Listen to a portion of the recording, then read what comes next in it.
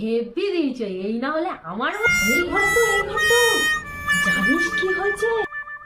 বলো। শোন না, তারা একটু বসি, ভালো করে বসে দিন।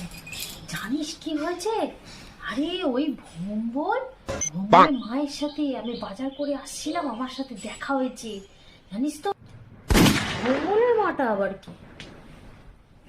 আরে বুঝতে পারছিস না? আরে ভম্বল রে ভম্বল।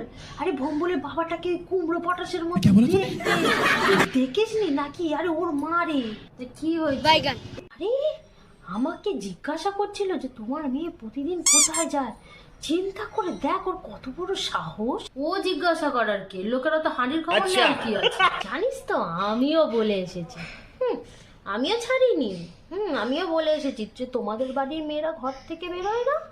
তখন আমাকে কি বলছি জানিস, মিনমিন করতে করতে বলছি কি হ্যাঁ বেরোয়।